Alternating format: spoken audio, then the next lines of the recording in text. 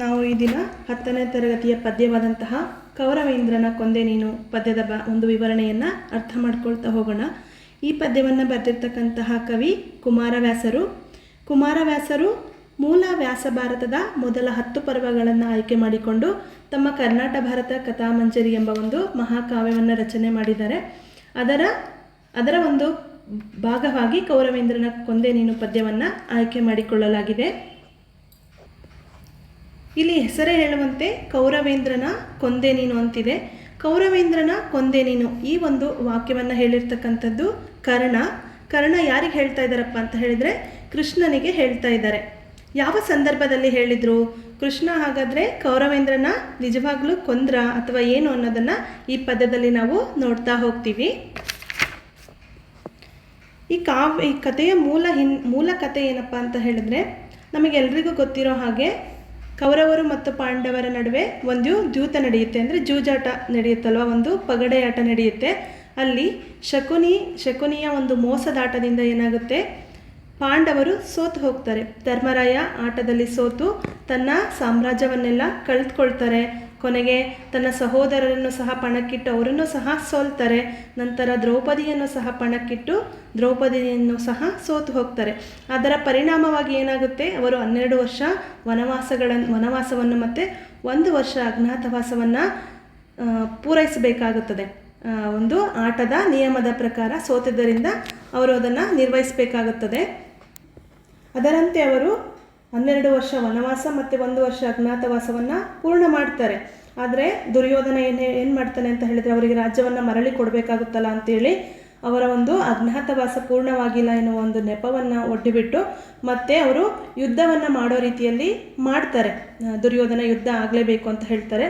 ಕೃಷ್ಣ ಏನು ಮಾಡ್ತಾರೆ, ಯುದ್ಧ ಬೇಡ ಅನ್ನೋ ಕಾರಣಕ್ಕಾಗಿ ಅವರಿಬ್ಬರ ನಡುವೆ, ಕೌರವರು ಮತ್ತು ಪಾಂಡವರ ನಡುವೆ ಸಂಧಾನವನ್ನು ಮಾಡುವ ಪ್ರಯತ್ನವನ್ನು ಮಾಡ್ತಾರೆ. ದುರ್ಯೋಧನನಲ್ಲಿ ಮಾತಾಡ್ತಾರೆ. ಆದರೆ ದುರ್ಯೋಧನ ಅದಕ್ಕೆ ಒಪ್ಕೊಳ್ಳಲ್ಲ. ಹಠವಾದಿಯಾದಂತಹ ಛಲವಾದಿಯಾದಂತಹ ದುರ್ಯೋಧನ ನಾನು ಯುದ್ಧ ಮಾಡಿಯೇ ತೀರಬೇಕು, ಯುದ್ಧ ಸನ್ನದ್ಧವಾಗಿದೆ ಅಂತೇಳಿ ಯುದ್ಧಕ್ಕೆ ಸಿದ್ಧನಾಗ್ತಾರೆ. ಅಲ್ಲಿ ಏನಾಗುತ್ತೆ, ಸಂಧಿ ವಿಫಲವಾಗುತ್ತೆ. ಸಂಧಿ ವಿಫಲವಾಗಿದ್ದರಿಂದ ಕೃಷ್ಣನಿಗೆ ಯುದ್ಧ ಅನಿವಾರ್ಯವಾಗುತ್ತೆ. ಆದರೆ ಕೃಷ್ಣ ಏನು ಮಾಡ್ತಾರೆ, ಶತ್ರು ಸೈನ್ಯದ ಬಲವನ್ನು ತಗ್ಗಿಸುವ ಒಂದು ತಂತ್ರಗಾರಿಕೆಯನ್ನು ಪ್ರಯೋಗ ಮಾಡ್ತಾರೆ. ಆ ತಂತ್ರಗಾರಿಕೆ ಏನಪ್ಪ ಅಂತ ಹೇಳಿದರೆ ವಿರುದ್ಧ ಪಕ್ಷದಲ್ಲಿ ಯಾರ್ಯಾರು ಬಲ ಇರ್ತಾರೆ ಆ ಬಲವನ್ನು ತಗ್ಗಿಸಬೇಕು. ಆ ಕಾರಣದಿಂದಾಗಿ ಇವರು ಏನು ಮಾಡ್ತಾರೆ, ಕರ್ಣನನ್ನು ಆಯ್ಕೆ ಮಾಡ್ಕೊಳ್ತಾರೆ. ಕರ್ಣನ ಜನ್ಮ ರಹಸ್ಯವನ್ನು ತಿಳಿಸುವ ಮೂಲಕ ಕರ್ಣನ ಬಲವನ್ನು ತಗ್ಗಿಸಬೇಕು. ಆಗ ನಾವು ಶತ್ರು ಸೈನ್ಯದ ಬಲವನ್ನು ತಗ್ಗಿಸಬಹುದು, ನಾವು ಪಾಂಡವರಿಗೆ ಯುದ್ಧದಲ್ಲಿ ಜಯವನ್ನು ತಂದುಕೊಡಬಹುದು ಅನ್ನೋ ಒಂದು ತಂತ್ರಗಾರಿಕೆಯನ್ನು ಪ್ರಯೋಗ ಮಾಡೋದನ್ನು ನಾವು ಈ ಪದ್ಯ ಭಾಗದಲ್ಲಿ ಅದನ್ನು ನಾವು ನೋಡ್ತಾ ಹೋಗ್ಬೋದು. ಯಾವ ರೀತಿಯ ತಂತ್ರಗಾರಿಕೆಯನ್ನು ಬಳಸ್ತಾರೆ, ಕರ್ಣನ ಮನವೊಲಿಕೆಯನ್ನು ಯಾವ ರೀತಿ ಮಾಡ್ತಾ ಹೋಗ್ತಾರೆ, ಕರ್ಣನ ಜನ್ಮ ರಹಸ್ಯವನ್ನು ಹೇಗೆ ಕರ್ಣನಿಗೆ ತಿಳಿಸುವ ಮೂಲಕ ಕರ್ಣನನ್ನು ಹೇಗೆ ಒಂದು ಸಂದಿಗ್ಧತೆಯ ಅಸಹಾಯಕತೆಯ ಪರಿಸ್ಥಿತಿಗೆ ತಂದು ಹೊಡ್ತಾರೆ ಶ್ರೀಕೃಷ್ಣ ಅನ್ನೋದನ್ನು ಈ ಕಾವ್ಯ ಭಾಗದಲ್ಲಿ ತಿಳಿತಾ ಹೋಗ್ತೀವಿ. ಹಾಗಾದರೆ ಏನಪ್ಪ ಕರ್ಣನ ಜನ್ಮ ರಹಸ್ಯ ಅಂತ ಹೇಳೋದಾದರೆ, ಕುಂತಿ ಭೋಜನ ಸಾಕು ಮಗಳಾದಂತಹ ಕುಂತಿ ಏನಾಗುತ್ತೆ ಅಂತ ಹೇಳಿದರೆ, ಕುಂತಿ ಭೋಜನ ಆಸ್ಥಾನಕ್ಕೆ ದುರ್ವಾಸ ಮುನಿಗಳು ಬಂದಿರ್ತಾರೆ. ಆ ಸಂದರ್ಭದಲ್ಲಿ ಕುಂತಿ ಆ ದುರ್ವಾಸ ಮುನಿಗಳನ್ನು ಸೇವೆಯನ್ನು ಮಾಡ್ತಾಳೆ. ತನ್ನ ಆಶ್ರಮಕ್ಕೆ ಬಂದಂತಹ ತನ್ನ ರಾಜ್ಯಸಭೆಗೆ ಬಂದಂತಹ ದುರ್ವಾಸ ಮುನಿಗಳಿಗೆ ಉಪಚಾರವನ್ನು ಮಾಡ್ತಾಳೆ. 1 ವರ್ಷಗಳ ಕಾಲ ದುರ್ವಾಸ ಮುನಿಗಳು ಆ ಕುಂತಿ ಭೋಜನ ಆಸ್ಥಾನದಲ್ಲಿ ಇರ್ತಾರೆ. ತುಂಬ ಕೋಪಿಷ್ಠರಾದಂತಹ ದುರ್ವಾಸ ಮುನಿಗಳನ್ನು ಯಾವುದೇ ರೀತಿಯ ಲೋಪಗಳು ಇಲ್ಲದ ರೀತಿಯಲ್ಲಿ ಅವರ ಉಪಚಾರವನ್ನು ಮಾಡ್ತಾಳೆ. ಅವರನ್ನು ಖುಷಿಯಾಗಿ ಸಂತೋಷವಾಗಿ ಉಪಚರಿಸ್ತಾಳೆ ಕುಂತಿ. ಹಾಗಾಗಿ ಸಂತೋಷಗೊಂಡಂತಹ ದುರ್ವಾಸ ಮುನಿಗಳು ಕುಂತಿಗೆ 5 ವರಗಳನ್ನು ಕರುಣಿಸ್ತಾರೆ. 5 ಮಂತ್ರವನ್ನು ಹೇಳ್ಕೊಡ್ತಾರೆ ಅವಳಿಗೆ. ಆ ಮಂತ್ರದ ಫಲವಾಗಿ ಅವಳಿಗೆ ಹೇಳ್ತಾರೆ, ನೀನು ಈ ಮಂತ್ರವನ್ನು ಪಠನೆ ಮಾಡಿ ಯಾವ ದೇವರನ್ನು ಸ್ಮರಿಸ್ತೀಯೋ ಆ ದೇವರಿಂದ ನಿಮಗೆ ಮಗು ಆಗುತ್ತೆ ಅನ್ನೋ ಒಂದು ಸಂದೇಶವನ್ನು ಸಹ ಕುಂತಿಗೆ ಕೊಡ್ತಾರೆ. ಅನಂತರದಲ್ಲಿ ಕುಂತಿ ಏನಾಗುತ್ತೆ, ಆ ದುರ್ವಾಸ ಮುನಿಗಳು ಹೋದ ನಂತರದಲ್ಲಿ ಸಹಜ ಕುತೂಹಲದಿಂದಾಗಿ ಅದನ್ನು ಪ್ರಯೋಗ ಮಾಡುವ ಪ್ರಯೋಗ ಮಾಡುವ ಒಂದು ಕುತೂಹಲವನ್ನು ವ್ಯಕ್ತಪಡಿಸ್ತಾಳೆ. ಪ್ರಯೋಗ ಮಾಡಬೇಕು ಅನ್ನೋದಕ್ಕಿಂತ ದೇವರು ಬರ್ತಾರೆ ಅಂತ ಹೇಳಿದ್ರಲ್ವ, ದೇವರು ಹೇಗಿರ್ತಾರೆ ನಾನು ಅದನ್ನು ನೋಡಬೇಕು, ದೇವರನ್ನ ಅನ್ನೋ ಆಸೆಯಿಂದ ಏನು ಮಾಡ್ತಾಳೆ, ಆಕೆ ಸೂರ್ಯನನ್ನು ಒಂದು ಸ್ಮರಣೆಯನ್ನು ಮಾಡಿಬಿಟ್ಟು ಆ ಮಂತ್ರವನ್ನು ಹೇಳ್ಕೊಳ್ತಾಳೆ. ದುರ್ವಾಸ ಮುನಿಯವರು ಹೇಳ್ಕೊಟ್ಟಂಥ ಮಂತ್ರವನ್ನು ಹೇಳಿದಾಗ ಸೂರ್ಯ ಪ್ರತ್ಯಕ್ಷನಾಗಿ ಅವಳಿಗೆ ಒಂದು ಮಗುವನ್ನು ಕರುಣಿಸಿದ ನಂತರ ಆಕೆ ಗರ್ಭವತಿ ಆಗ್ತಾಳೆ. ಗರ್ಭವತಿಯಾಗಿ 9 ತಿಂಗಳು ಆ ಮಗುವನ್ನು ಹೊತ್ತು ಆಕೆ ಹೆರುತ್ತಾಳೆ. ಮಗುವನ್ನು ಹೆತ್ತು ಆ ಸಮಾಜದ ದೂಷಣೆಗೆ ಆಗಬೇಕಾಗುತ್ತೆ ಅನ್ನೋ ಕಾರಣಕ್ಕೆ ಏನು ಮಾಡ್ತಾಳೆ, ಆ ಮಗುವನ್ನು ಒಂದು ನದಿಯಲ್ಲಿ ಆಕೆ ಹರಿಬಿಡ್ತಾಳೆ. ಒಂದು ಪೆಟ್ಟಿಗೆಯಲ್ಲಿ ಹಾಕಿಬಿಟ್ಟು ಆ ಮಗುವನ್ನು ನದಿಯಲ್ಲಿ ತೇಲಿಬಿಡ್ತಾಳೆ. ಆ ಮಗು ಮುಂದೆ ಬೇರೆಯವರಿಗೆ ಒಂದು ಸೂತ ಕುಲದವರಿಗೆ ಸಿಕ್ಕಿಬಿಟ್ಟು ಆ ಮಗುವನ್ನು ಸಾಕ್ತಾರೆ. ಅದೇ ಮಗು ಕರ್ಣ ಆಗಿರುತ್ತೆ. ಇದೇ ಕರ್ಣನ ಜನ್ಮ ರಹಸ್ಯವನ್ನು ಕರ್ಣನಿಗೆ ತಿಳಿಸುವ ಮೂಲಕ ಪಾಂಡವರೇ ನಿನ್ನ ಸಹೋದರರು, ಕುಂತಿಮಾತೆ ನಿನ್ನ ತಾಯಿ ಎಂಬ ಸತ್ಯವನ್ನು ಕರ್ಣನಿಗೆ ತಿಳಿಸುವ ಮೂಲಕ ಕರ್ಣ ಕೌರವರಿಗೆ ತನ್ನ ಯುದ್ಧದಲ್ಲಿ ಸಹಾಯ ಮಾಡದ ರೀತಿಯಲ್ಲಿ ಮಾಡಬೇಕು, ಅವನು ಪಾಂಡವರ ಪರ ಬರಬೇಕು ಅನ್ನುವ ಒಂದು ಯುದ್ಧ ತಂತ್ರವನ್ನು ಕೃಷ್ಣ ಇಲ್ಲಿ ಬಳಸಿರೋದನ್ನು ನಾವು ನೋಡ್ಬೋದು. ಈ ಪದ್ಯದ ಉದ್ದಕ್ಕೂ ನಾವು ಕೃಷ್ಣ ಹೇಗೆ ಪ್ರಯತ್ನ ಪಡ್ತಾ ಹೋಗ್ತಾರೆ ಕರ್ಣನಿಗೆ ಆ ಜನ್ಮ ರಹಸ್ಯವನ್ನು ತಿಳಿಸುವುದನ್ನು ಮತ್ತು ರಾಜ್ಯದ ಆಮಿಷವನ್ನು ಒಡ್ಡೋದನ್ನು ಹೇಗೆಲ್ಲ ಪ್ರಯತ್ನ ಪಡ್ತಾರೆ ಅನ್ನೋದನ್ನು ಈ ಕಾವ್ಯದ ಸಾಲುಗಳಲ್ಲಿ ನಾವು ತಿಳಿತಾ ಹೋಗ್ತೀವಿ. ಈಗ ಒಂದೊಂದಾಗಿ ಪದ್ಯಗಳನ್ನು ಅರ್ಥ ಮಾಡ್ಕೊಳ್ತಾ ಹೋಗೋಣ. ಮೊದಲನೆಯ ಪದ್ಯ. ಇನತನುಜನ ಕೂಡೆ ಮೈದುನತನದ ಸರಸವನೆಸಗಿ ರಥದೊಳು ಧನುಜರಿಪು ಬರಸೆಳೆದು ಕುಳ್ಳಿರಿಸಿದನು ಪೀಠದಲ್ಲಿ. ಎನಗೆ ನಿಮ್ಮಡಿಗಳಲ್ಲಿ ಸಮಸೇವನೆಯೇ ದೇವ ಮುರಾರಿಯಂಜುವೆ ನೆನಲು ತೊಡೆ ಸೋಂಕಿನಲ್ಲಿ ಸಾರಿದು ಶೌರಿಯಿಂತೆಂದ. ಇಲ್ಲಿ ಇನತನುಜನ ಕೂಡೆ ಮೈದುನತನದ ಸರಸವನೆಸಗಿ. ಇನತನುಜ ಅಂತ ಹೇಳಿದ್ರೆ ಕರ್ಣ, ಸೂರ್ಯನ ಮಗ. ತನುಜ ಅಂದರೆ ಮಗ, ಇನ ಅಂದರೆ ಸೂರ್ಯ. ಅವನ ಜೊತೆಯಲ್ಲಿ ಮೈದುನತನದ ಸರಸದಿಂದ ಅಂದರೆ ಸೋದರ ಮಾವನ ಒಂದು ಸಲುಗೆಯಿಂದ ಸರಸದಿಂದ ರಥದೊಳು ಧನುಜರಿಪು ಬರಸೆಳೆದು ಕುಳ್ಳಿರಿಸಿದನು ಪೀಠದಲ್ಲಿ. ಆ ಕರ್ಣನನ್ನು ಬರಸೆಳೆದು ಏನು ಮಾಡ್ತಾನೆ, ಧನುಜರಿಪು ಅಂತ ಹೇಳಿದ್ರೆ ಕೃಷ್ಣ ಬರಸೆಳೆದು ಕರ್ಣನನ್ನು ರಥದಲ್ಲಿ ಎಳೆದು ರಥದ ಮೇಲೆ ಒಂದು ಪೀಠ ಇರುತ್ತಲ್ಲ ಆ ಪೀಠದಲ್ಲಿ ಕೂರಿಸ್ತಾನೆ. ಪೀಠದಲ್ಲಿ ಕುಳ್ಳಿರಿಸಿದನು ಪೀಠದಲ್ಲಿ. ಎನಗೆ ನಿಮ್ಮಡಿಗಳಲ್ಲಿ ಸಮಸೇವನೆಯೇ ದೇವ. ಆಗ ಕರ್ಣ ಹೇಳ್ತಾನೆ, ಎನಗೆ ನಿಮ್ಮಡಿಗಳಲ್ಲಿ ನಿಮ್ಮ ಜೊತೆಯಲ್ಲಿ ಕೂರೋದಕ್ಕೆ ನನಗೆ ಸಮ ಇದೆಯಾ, ಸಮಸೇವನೆಯೇ ದೇವ. ಮುರಾರಿ ಅಂಜುವೆ. ಮುರಾರಿ ಅಂದರೆ ಕೃಷ್ಣ ನನಗೆ ಭಯ ಆಗುತ್ತೆ, ಅಂಜುವೆ ನಾನು ಹೆದರ್ಕೊಳ್ತೀನಿ ಎನ್ನಲು ತೊಡೆ ಸೋಂಕಿನಲ್ಲಿ ಸಾರಿದು ಶೌರಿ ಇಂತೆಂದ. ಆ ರೀತಿ ಕರ್ಣ ಹೇಳ್ತಾ ಅವನು ಬರಸೆಳೆದು ಕೂರಿಸ್ಕೊಳ್ತಾನಲ್ವ ಪೀಠದಲ್ಲಿ. ಅದಕ್ಕೆ ಕರ್ಣ ಹೇಳ್ತಾನೆ, ಇಲ್ಲಪ್ಪ ನಾನು ನಿನ್ನ ಜೊತೆ ಕೂತ್ಕೊಳ್ಳಲ್ಲ, ನಿನ್ನ ಜೊತೆ ನನಗೆ ಸಮವಾಗಿ ಕೂರೋದಕ್ಕೆ ನಾನು ಸೂತ ಕುಲದವನು ನಾನು ಅಂತೇಳಿ ದೂರ ಸರಿದು ಕುಳಿತುಕೊಳ್ತಾನೆ. ಆಗ ಕೃಷ್ಣ ಮತ್ತೊಂದು ಸ್ವಲ್ಪ ಅವನ ಕಡೆ ಸರಿದು ತೊಡೆ ಸೋಂಕಿನಲ್ಲಿ ಸಾರಿದವನಿಗೆ ತೊಡೆಯನ್ನು ಸೋಕಿಸುವ ರೀತಿಯಲ್ಲಿ ಮತ್ತೆ ಕರ್ಣನ ಬಳಿ ಸೋಕಿಸುವ ರೀತಿಯಲ್ಲಿ ಸರಿದುಬಿಟ್ಟು ಕೃಷ್ಣ ಈ ರೀತಿಯಾಗಿ ಹೇಳ್ತಾನೆ, ಶೌರಿ ಇಂತೆಂದ. ಶೌರಿ ಅಂದರೆ ಕೃಷ್ಣ. ಈ ರೀತಿಯಾಗಿ ಹೇಳ್ತಾನೆ. ಮುಂದಿನ ಸಾಲುಗಳಲ್ಲಿ ಭೇದವಿಲ್ಲೆಲೆ ಕರ್ಣ ನಿಮ್ಮೊಳು ಯಾದವರು ಕೌರವರೊಳಗೆ ಸಂವಾದಿಸುವಡನ್ವಯಕ್ಕೆ ಮೊದಲೆರಡಿಲ್ಲ. ನಿನ್ನಾಣೆ ಮೇದಿನೀಪತಿ ನೀನು ಚಿತ್ತದೊಳಾದುದರಿವಿಲ್ಲೆನುತ ದಾನವ ಸುಧನನು ರವಿಸುತನ ಕಿವಿಯಲಿ ಬಿತ್ತಿದನು ಭಯವ. ಕುರಿತು ಕೃಷ್ಣ ಹೇಳ್ತಾ ಇದ್ದಾರೆ ಇಲ್ಲಿ, ಭೇದವಿಲ್ಲೆಲೆ ಕರ್ಣ ನಿಮ್ಮೊಳು ಯಾದವರು ಕೌರವರೊಳಗೆ ಅಂತ.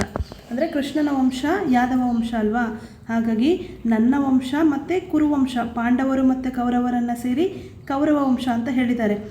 ಯಾದವರ ವಂಶ ಮತ್ತು ಕೌರವರ ವಂಶದ ಒಳಗೆ ಇಲ್ಲಿ ಯಾವುದೇ ಭೇದ ಇಲ್ಲ. ಅನ್ವಯ ಅಂತ ಹೇಳಿದರೆ ಇಲ್ಲಿ ವಂಶ ಅಂತ ಅರ್ಥ. ಅನ್ವಯ ಅಂದರೆ ವಂಶ. ಈ ಎರಡು ವಂಶಗಳ ಒಳಗೆ ಯಾವುದೇ ಭೇದ ಇಲ್ಲ, ಯಾವುದೇ ಮೇಲು ಕೀಳೆ ಇಲ್ಲ. ಮೊದಲೆರಡಿಲ್ಲ. ಮೊದಲು ಯಾವುದು, ಎರಡನೇದು ಯಾವುದು ಅಂತ ಏನಿಲ್ಲ. ನಿನ್ನಾಣೆ ಮೇದಿನೀಪತಿ ನೀನು, ನಿನ್ನಾಣೆ ಕೇಳಿಲಿ ನೀನು ಈ ಧರೆಯ ಒಡೆಯ. ಮೇದಿನಿ ಅಂದರೆ ಧರೆ, ಭೂಮಿ ಅಂತ. ಭೂಮಿಯ ಒಡೆಯ ನೀನು. ಚಿತ್ತದೊಳಾದುದರಿವಿಲ್ಲೆನ್ನುತ್ತಾ ನಿನಗೆ ಅದರ ಬಗ್ಗೆ ಅರಿವಿಲ್ಲ. ದಾನವ ಸುಧನನು ರವಿಸುತನ ಕಿವಿಯಲ್ಲಿ ಬಿತ್ತಿದನು ಭಯವ. ದಾನವ ಸುಧನ ಅಂತ ಹೇಳಿದರೆ ಕೃಷ್ಣ. ಕೃಷ್ಣ ಕರ್ಣನ ಕಿವಿಯಲ್ಲಿ ಭಯವನ್ನು ಬಿತ್ತುತ್ತಾ ಇದ್ದಾನೆ. ಮೇದಿನೀಪತಿ ನೀನು, ರಾಜ ನೀನು, ನಾನು ಹೇಳೋದನ್ನು ಕೇಳು ಅಂತೇಳಿ ಅವನ ಕಿವಿಯಲ್ಲಿ ಭಯವನ್ನು ಬಿತ್ತೋದಕ್ಕೆ ಕೃಷ್ಣ ಪ್ರಾರಂಭವನ್ನು ಮಾಡ್ತಾನೆ. ಇನ್ನು ಮುಂದಿನ ಸಾಲುಗಳಲ್ಲಿ ಲಲನೆ ಪಡೆದಿ 5 ಮಂತ್ರಗಳಲ್ಲಿ ಮೊದಲಿಗ ನೀನು, ನಿನ್ನಯ ಬಳಿ ಯುಧಿಷ್ಠಿರ ದೇವ, ಮೂರನೆಯಾತ ಕಲಿಭೀಮ, ಫಲುಗುಣನು 4ನೆಯಲೈದನೆಯಲ್ಲಿ ನಕುಲ ಸಹದೇವರಾದರು, ಬಳಿಕ ಮಾದ್ರಿಯಲೊಂದು ಮಂತ್ರದೊಳಿಬ್ಬರುದಿಸಿದರು. ಲಲನೆ ಪಡೆದಿ 5 ಮಂತ್ರಗಳಲ್ಲಿ ಅಂತ ಹೇಳಿದ್ರೆ, ನಾನು ಆವಾಗಲೇ ಹೇಳಿದ್ನಲ್ವ, ಪೂರ್ವಕಥೆಯಲ್ಲಿ ದುರ್ವಾಸ ಮುನಿಗಳು ಕುಂತಿಗೆ ಏನು ಮಂತ್ರವನ್ನು ಬೋಧನೆ ಮಾಡಿರ್ತಾರೆ 5 ಮಂತ್ರಗಳಲ್ಲಿ, ಆ ಮಂತ್ರದಿಂದ ಕುಂತಿ ಪುತ್ರರನ್ನು ಪಡಿತಾರೆ, ಸಂತಾನ ಅಂತ ಹೇಳಿದ್ನಲ್ವ, ಅದನ್ನು ಹೇಳ್ತಾ ಇದ್ದಾರೆ ಕೃಷ್ಣ ಇಲ್ಲಿ. ಲಲನೆ ಅಂತ ಹೇಳಿದರೆ ಕುಂತಿ ಪಡೆದ 5 ಮಂತ್ರಗಳಲ್ಲಿ ಮೊದಲಿಗನೇ ನೀನು, ನೀನೇ ಮೊದಲನೇವನು, ನಿನ್ನಯ ಬಳಿಕ ಯುಧಿಷ್ಠಿರ ದೇವ, ಯುಧಿಷ್ಠಿರ ಅಂತ ಹೇಳಿದರೆ ಧರ್ಮರಾಯ, ಮೂರನೆಯಾತ ಭೀಮ, ಅದರ ನಂತರ ಫಲಗುಣ ಅಂದರೆ ಅರ್ಜುನ, 4ನೆಯದರಲ್ಲಿ ನಕುಲ ಸಹದೇವರು, ಮಾದ್ರಿ ಅಂತ ಹೇಳಿದರೆ ಪಾಂಡುರಾಜನ ಇನ್ನೊಬ್ಬ ಪತ್ನಿ, ಮಾದ್ರಿಗೆ ನಕುಲ ಸಹದೇವರು ಆದರು ಅಂತ ಹೇಳ್ತಾನೆ. ಮಾದ್ರಿಯಲೊಂದು ಮಂತ್ರದಳು ಇಬ್ಬರು, ನಕುಲ ಮತ್ತು ಸಹದೇವರು ಮಾದ್ರಿಗೆ ಜನಿಸಿದರು ಅಂತ ಹೇಳಿ ಕರ್ಣನ ಜನ್ಮದ ರಹಸ್ಯವನ್ನು ಹೇಳ್ತಾ ಇದ್ದಾನೆ ಕೃಷ್ಣ ಇಲ್ಲಿ.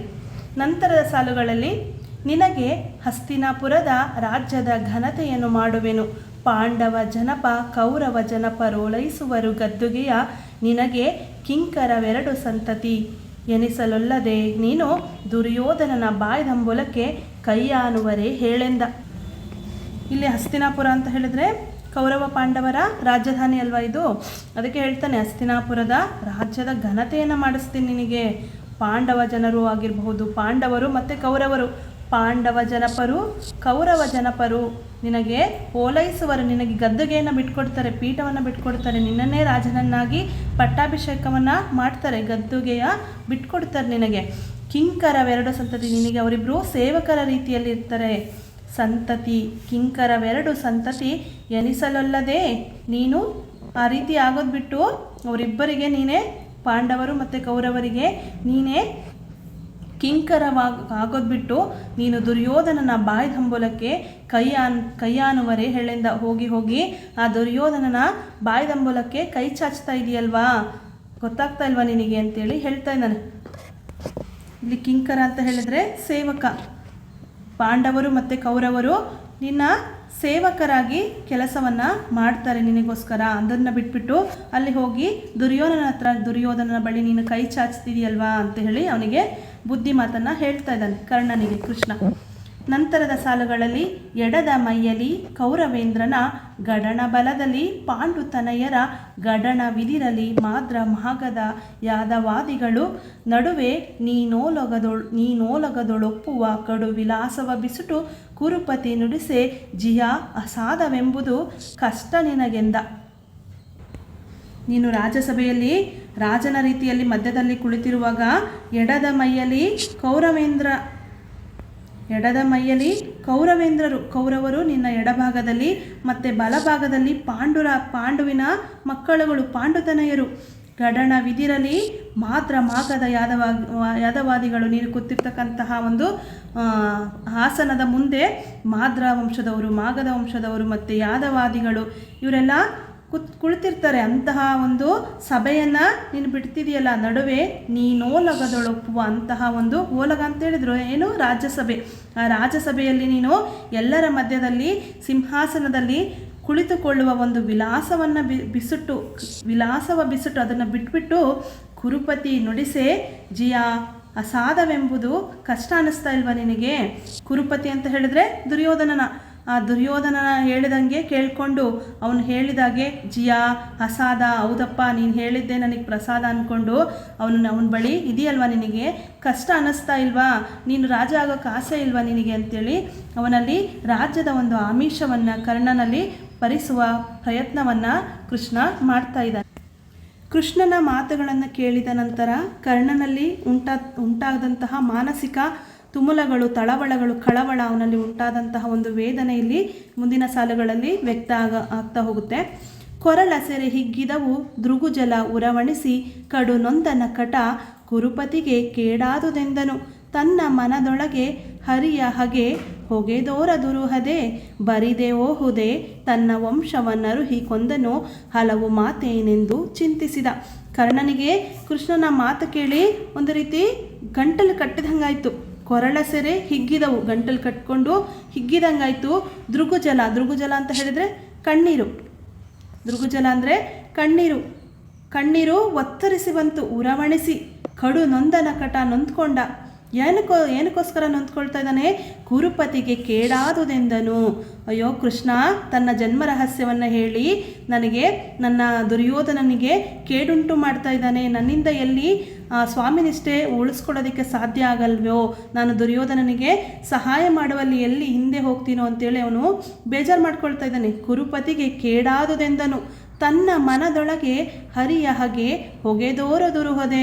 ಅಲ್ಲದೆ ಕೃಷ್ಣನ ಒಂದು ಮಾತಿಗೆ ವಿರೋಧ ಆಡೋದಾದರೂ ಹೇಗೆ? ಅವನು ನೋಡಿದರೆ ಪರಮಾತ್ಮ ಅಲ್ವಾ, ಅವನ ದ್ವೇಷವನ್ನು ಕಟ್ಕೊಳ್ಳೋದು ಹೇಗೆ? ನಾನು ಕಟ್ಕೊಂಡ್ರೆ ಏನು ಹರಿಯ ದ್ವೇಷಕ್ಕೆ ನಾನು ಒಳಗಾಗಿ ಹೋಗ್ತೀನೋ ಅಂತೇಳಿ ದುಃಖ ಪಡ್ತಾ ಇದ್ದಾನೆ. ಹರಿಯ ಹಾಗೆ ಹೊಗೆದೋರ ದುರುಹದೆ ಬರಿದೆ ಹೋಹುದೆ ತನ್ನ ವಂಶವನ್ನು ಅರುಹಿ ಕೊಂದನು. ನನ್ನ ವಂಶವನ್ನು ನನಗೆ ತಿಳಿಸ್ಬಿಟ್ಟು ನನ್ನನ್ನು ಕೊಂದ್ಬಿಟ್ನಲ್ವಾ ಇವನು ಕೃಷ್ಣ ಅಂತ ಹೇಳ್ತಾನೆ. ತನ್ನ ವಂಶವನ್ನು ಅರುಹಿ ಕೊಂದನು ಹಲವು ಮಾತೇನೆಂದು ಚಿಂತಿಸಿದ. ಚಿಂತೆಗೆ ಒಳಗಾಗ್ತಾನೆ ಕರ್ಣನಲ್ಲಿ ಉಂಟಾದಂತಹ ಬೇಸರದ ಭಾವನೆಗಳನ್ನು ಗಮನಿಸಿದಂತಹ ಕೃಷ್ಣ ಮತ್ತೆ ಇನ್ನೊಂದು ಸ್ವಲ್ಪ ಅದಕ್ಕೆ ಒಂದು ಕಬ್ಬಿಣ ಕಾದಾಗಲೇ ಬಡಿಬೇಕು ಅಂತೀವಲ್ವ, ಆ ರೀತಿಯಾಗಿ ಅವನ ದುಃಖವನ್ನು ಇನ್ನಷ್ಟು ಹೆಚ್ಚು ಮಾಡಬೇಕು ಅನ್ನೋದಕ್ಕೋಸ್ಕರ ಮತ್ತೆ ಹೇಳ್ತಾನೆ ಕೃಷ್ಣ. ಏನು ಹೇಳ ಈ ಕರ್ಣ, ಚಿತ್ತಗ್ಲಾನಿ ಯಾವುದು ಮನಕ್ಕೆ ಕುಂತಿ ಸೂನುಗಳ ಬೆಸಕೈಸಿಕೊಂಬುದು ಸೇರದೆ ನಿನಗೆ ಹಾನಿಯಿಲ್ಲೆನ್ನಾಣೆ. ನುಡಿ ಮೌನವೇತಕ್ಕೆ ಮರುಳುತನ ಬೇಡಾನು ನಿನ್ನ ಪದಸೆಯ ಬಯಸುವವನಲ್ಲ ಕೇಳೆಂದ. ಹೇಳ್ತಾ ಇದ್ದಾರೆ ಕೃಷ್ಣ, ಏನು ಹೇಳೈ ಕರ್ಣ, ಏನು ಹೇಳಪ್ಪ ಕರ್ಣ, ಚಿತ್ತ ಗ್ಲಾನಿ ಯಾವುದು? ಏನು ನಿನ್ನ ಗ್ಲಾನಿ ಅಂತ ಹೇಳಿದ್ರೆ ತಲ್ಲಣ. ಏನು ನಿನ್ನ ಮನಸ್ಸಿನಲ್ಲಿ ಏನು ತಲ್ಲಣ ಆಗ್ತಾ ಇದೆ ಹೇಳು. ಯಾವುದು ಮನಕ್ಕೆ ಕುಂತಿ ಸೂನುಗಳ ಬೆಸಕೈಸಿಕೊಂಬುದು ಸೇರದೆ ನಿನಗೆ?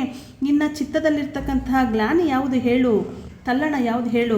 ನಿನಗೆ ಬೇಡವಾ ಕುಂತಿ ಮಕ್ಕಳ ಜೊತೆ ನೀನು ಸೇವೆಯನ್ನು ಮಾಡಿಸ್ಕೊಳ್ಳೋದು? ಬೆಸಕೈಸಿಕೊಂಬುದು ಅಂದರೆ ಅವರಿಂದ ಸೇವೆ ಮಾಡಿಸ್ಕೊಳ್ಳೋದು ಬೇಡವಾ ನಿನಗೆ? ಸೇರದೆ ನಿನಗೆ ಹಾನಿ ಇಲ್ಲೆನ್ನಾಣೆ. ಹೇಳ್ತಾ ಇದ್ದಾನೆ, ನಿನಗೆ ಯಾವುದೇ ಹಾನಿ ಇಲ್ಲ ನಾನು ಹೇಳ್ತಾ ಇರೋ ಸತ್ಯದಿಂದ. ನೀನು ಪಾಂಡವರ ಜೊತೆ ಬಂದರೆ ಯಾವುದೇ ರೀತಿಯ ಹಾನಿ ಆಗಲ್ಲ ನಿನಗೆ, ನನ್ನ ನಾಣೆ ನಂಬು ಅಂತ ಹೇಳ್ತಾನೆ ಕೃಷ್ಣ. ಹಾನಿ ಇಲ್ಲೆನ್ನಾಣೆ. ನುಡಿ ಹೇಳು ಏನು ಹೇಳ್ತೀಯ ಹೇಳು. ಮೌನವೇತಕ್ಕೆ ಮರುಳುತನ ಬೇಡ. ಇಷ್ಟು ದಿನ ಮರಳನಾಗಿದೆಯಾ? ನಿನ್ನ ಜನ್ಮ ರಹಸ್ಯ ತಿಳ್ಕೊಳ್ಳಿಲ್ಲ, ನೀನು ಹೀನ ಕಲ್ದವನು ಅಂದ್ಕೊಂಡು ದುರ್ಯೋಧನನ ಜೊತೆ ಸೇರಿಬಿಟ್ಟು ನೀನು ಅವನಿಗೆ ಸ್ವಾಮಿನಿಷ್ಠನಾಗಿದೀಯಾ. ಆದರೆ ನೀನೇ ರಾಜನಾಗಬೇಕು, ನೀನೇ ಅರಸ ಅನ್ನೋದನ್ನು ನೀನು ಮರೆತು ಹೋಗಿದೆಯಾ. ಅದರ ಅರಿವಿಲ್ಲ ನಿನಗೆ.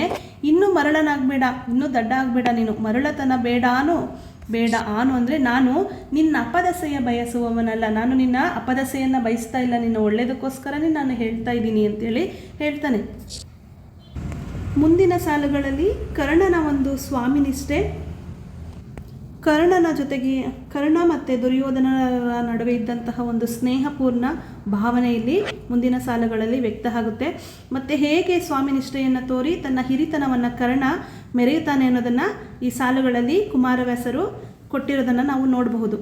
ಮರುಳು ಮಾಧವ ಮಹಿಮ ರಾಜ್ಯದ ಸಿರಿಗೆ ಸೋಲುವವನಲ್ಲ, ಕೌಂತೆಯರು ಸುಯೋಧನರೆನಗೆ ಬೆಸಕೈವಲ್ಲಿ ಮನವಿಲ್ಲ, ಹೊರೆದ ದಾತಾರಂಗೆ ಹಗೆವರ ಶಿರವನರಿದೊಪ್ಪಿಸುವೆನೆಂಬೀ ಭರದೊಳಿರ್ದೆನು ಕೌರವೇಂದ್ರನ ಕೊಂದೆ. ಕರ್ಣ ಹೇಳ್ತಾ ಇದ್ದಾನೆ, ಹೌದಪ್ಪ ನಾನು ಮರಳನೇ, ಮಾಧವ ಅಂದರೆ ಕೃಷ್ಣ, ಆದರೆ ನಾನು ಮಹಿಯ ರಾಜ್ಯದ ಸಿರಿಗೆ ಸೋಲುವವನಲ್ಲ, ನಾನು ರಾಜ್ಯದ ಸಿರಿಗೆ ಸೋಲುವವನಲ್ಲ. ಕೌಂತೆಯರು ಸುಯೋಧನರೆನಗೆ ಬೆಸಕೈವಲ್ಲಿ ಮನವಿಲ್ಲ. ನನಗೆ ಆ ರೀತಿಯಾದಂತಹ ಕೌಂತೆ ಅಂದರೆ ಕುಂತಿ ಆಗಿರ್ಬೋದು ಮತ್ತು ಪಾಂಡವರಾಗಿರ್ಬೋದು, ಅವರನ್ನು ಬೆಸಕೈವಲ್ಲಿ ಅವರಿಂದ ಸೇವೆ ಮಾಡಿಸ್ಕೊಳ್ಬೇಕು ಅನ್ನೋ ಆಸೆ ನನಗಿಲ್ಲ. ಸುಯೋಧನರ ಜೊತೆಯಲ್ಲಿ ಪಾಂಡವರ ಜೊತೆಗೆ ಸೇವೆಯನ್ನು ಮಾಡಿಸ್ಕೊಳ್ಬೇಕು ಅನ್ನೋ ಮನಸ್ಸು ನನಗಿಲ್ಲ. ಬೆಸಕೈವಲ್ಲಿ ಮನವಿಲ್ಲ. ಹೊರೆದ ದಾತಾರಂಗೆ ನನ್ನನ್ನು ಪೊರೆದಂತಹ ದುರ್ಯೋಧನ, ನಾನು ಕಷ್ಟದಲ್ಲಿದ್ದಾಗ ನನಗೆ ಸಹಾಯನ ಮಾಡಿದ್ದಾನೆ, ನನಗೆ ಆಶ್ರಯವನ್ನು ನೀಡಿದ್ದಾನೆ, ನನಗೆ ಒಂದು ಆತ್ಮವಿಶ್ವಾಸವನ್ನು ತಂದುಕೊಟ್ಟಿದ್ದಾನೆ ನನ್ನ ಗೆಳೆಯ ದುರ್ಯೋಧನ. ನಾನು ಅವನಿಗೆ ಏನಾದರೂ ಒಂದು ಯುದ್ಧದಲ್ಲಿ ಅವನ ಪರ ನಿಂತು ಹೋರಾಟ ಮಾಡಿ ಅವನಿಗೆ ಗೆಲುವನ್ನು ತಂದುಕೊಡ್ಬೇಕು. ಆ ನಿಟ್ಟಿನಲ್ಲಿ ನಾನು ಅವನಿಗೆ ಪ್ರತಿಯಾಗಿ ಏನನ್ನಾದರೂ ಕೊಡಬೇಕು ಅಂದ್ಕೊಂಡಿದ್ದೆ, ಆದರೆ ನೀನು ಹೊರೆದ ದಾತಾರಂಗೆ ಹಗೆವರ ಶಿರವನ್ನು ಒಪ್ಪಿಸಿ, ನಾನು ಶತ್ರುಗಳ ಶಿರವನ್ನು ಕಡಿದು ಅವನಿಗೆ ಒಪ್ಪಿಸಿ ಆ ಮೂಲಕ ಅವನ ಸ್ವಾಮಿನಿಷ್ಠೆಯನ್ನು ಮೆರಿಬೇಕು ಅಂತ ನಾನು ಅಂದ್ಕೊಂಡಿದ್ದೆ.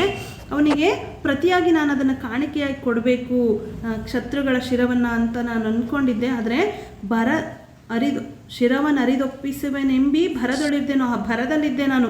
ಆದರೆ ಕೌರವೇಂದ್ರನ ಕೊಂದೆ ನೀನಿಂದ, ಆದರೆ ನೀನು ದುರ್ಯೋಧನನನ್ನು ಕೊಂದ್ಬಿಟ್ಟಲ್ಲಪ್ಪ ಅಂತ ಹೇಳ್ತಾನೆ.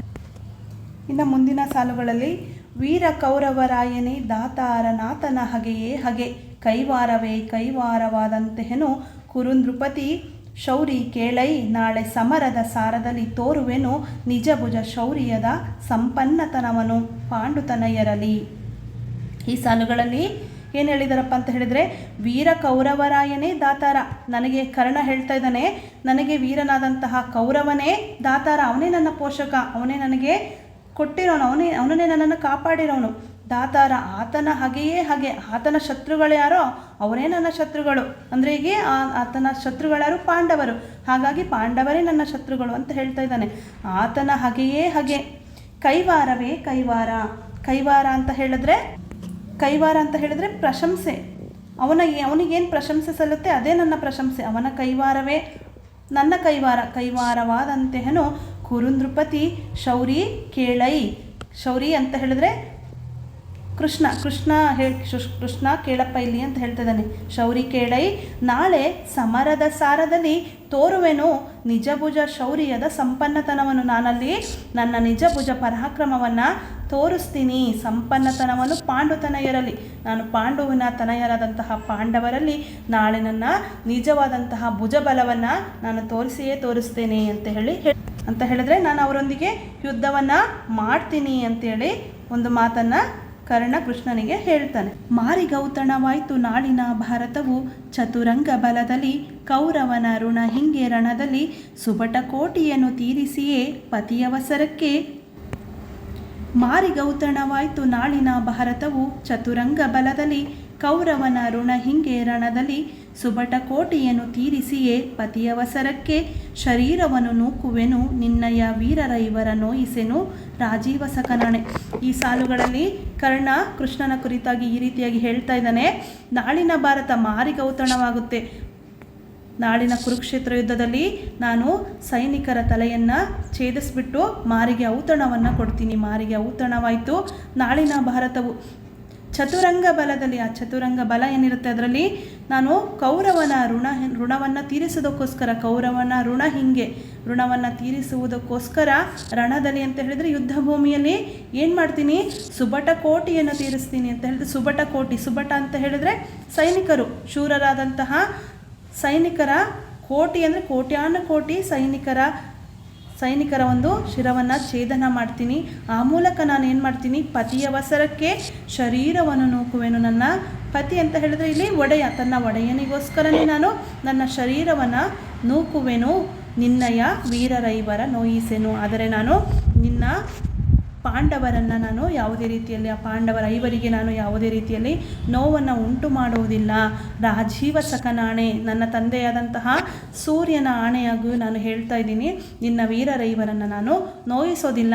ಆದರೆ ದುರ್ಯೋಧನನ ಸ್ವಾಮಿನಿಷ್ಠೆಗಾಗಿ ಅವನ ಋಣವನ್ನು ತೀರಿಸುವುದಕ್ಕೋಸ್ಕರ ನಾನು ನಾಳಿನ ಭಾರತದಲ್ಲಿ ಕೋಟ್ಯಾನು ಕೋಟಿ ಸೈನಿಕರ ಒಂದು ಶಿರವನ್ನು ಛೇದನೆ ಮಾಡೋದಲ್ಲದೆ ನನ್ನ ಶರೀರವನ್ನು ಸಹ ನನ್ನ ಜೀವನದಲ್ಲಿ ಪಣಕ್ಕಿಟ್ಟು ನಾನು ಹೋರಾಟವನ್ನು ಮಾಡ್ತೀನಿ ಅಂತೇಳಿ ಒಂದು ಪ್ರತಿಜ್ಞೆಯನ್ನು ಕರ್ಣ ಕೃಷ್ಣನಿಗೆ ಹೇಳ್ತಾನೆ. ಹೀಗೆ ಕೃಷ್ಣ ಒಡ್ಡಿದಂತಹ ಯಾವುದೇ ಪ್ರಲೋಭನೆಗಳಿಗೆ, ಮೋಹಕ್ಕೆ ಒಳಗಾಗದೆ ಕರ್ಣ ಹೇಗೆ ತನ್ನ ಸ್ವಾಮಿನಿಷ್ಠೆಯನ್ನು ಮೆರೀತಾನೆ ಅನ್ನೋದನ್ನು, ಕರ್ಣನ ಹಿರಿಮೆಯನ್ನು, ಅವನ ವ್ಯಕ್ತಿತ್ವದ ಹಿರಿಮೆಯನ್ನು ನಾವಿಲ್ಲಿ ನೋಡಬಹುದಾಗಿದೆ. ಈ ಪದ್ಯ ನಿಮಗೆ ಸರಳವಾಗಿ ಸುಲಭವಾಗಿ ಅರ್ಥ ಆಗಿದೆ ಅಂತ ಅಂದ್ಕೊಳ್ತೀನಿ ವಿದ್ಯಾರ್ಥಿಗಳೇ. ಇನ್ನು ಹೆಚ್ಚಿನ ಕನ್ನಡ ಮಾಹಿತಿಗಾಗಿ ಕನ್ನಡ ಜ್ಯೋತಿ ಯೂಟ್ಯೂಬ್ ಚಾನಲನ್ನು ಸಬ್ಸ್ಕ್ರೈಬ್ ಮಾಡಿ, ಶೇರ್ ಮಾಡಿ, ಲೈಕ್ ಮಾಡಿ. ಧನ್ಯವಾದಗಳು.